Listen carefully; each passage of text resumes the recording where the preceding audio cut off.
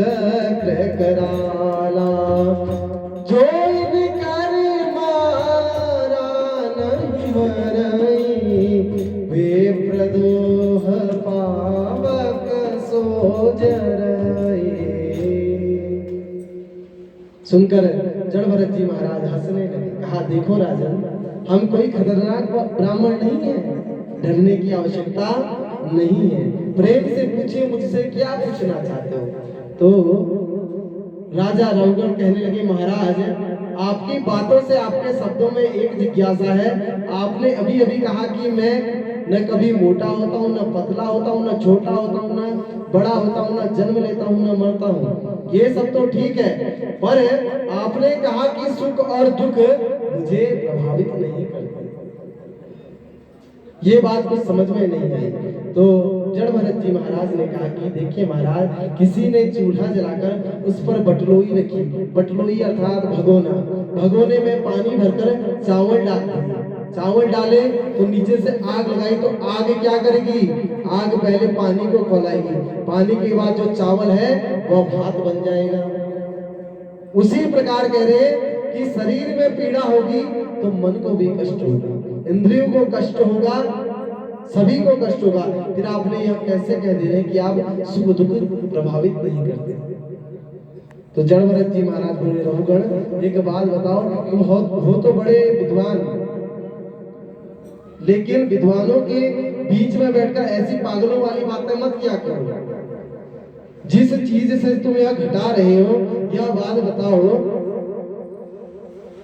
कि चावल, बटलोही, भगोना इत्यादि इसे तुम छू सकते हो, लेकिन क्या आत्मा को कभी तुम छू सकते हो? आत्मा तुमने देखी है कैसी होती है? काली, नीली, भूरी, पीली। रघुगण बोला नहीं भगवान, यह तो मैंने कुछ नहीं देखा। जड़ भरत जी महाराज कहते कि ये मोटा होना, पतला होना, मरना, जीना, यह सब देह के धर्म है। जैसे अगर गर्मी पड़ रही हो, बहुत भीड़ हो, पास में जगह न हो, कोई व्यक्ति आपके पास में आया, बोला कि भैया हमें भी बैठा दो, तो हम क्या कहेंगे? भैया यहाँ पर तो जगह ही नहीं है। अब वहां पर दूसरा अगर कोई आपकी पहचान का आ जाए, बोले कि भैया कैसे हो, आज यहाँ कैसे दिखे, चलो थोड़ा देर यहीं पर बैठ जाए। तो अगर हमारे पास जगह न भी होगी, हम चिपक चिपक के बैठ के उसे भी अपने साथ बैठा देंगे। क्यों? क्योंकि उससे हमारी मित्रता है, वह हमारा अपना है। इसलिए अब हम लोग मंदिर जाते हैं भगवान को भोग लगाने के लिए, आधा किलो मिठाई का डब्बा हाथ में ले जाते हैं।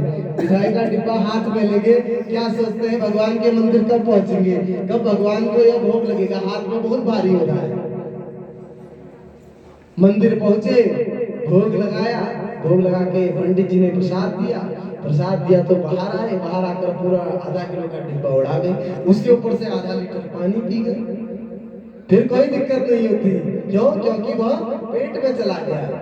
दिक्कत कब होती है? जब वह हाथ में हो, क्योंकि यह मन जो है वो पेट में गया हुआ है।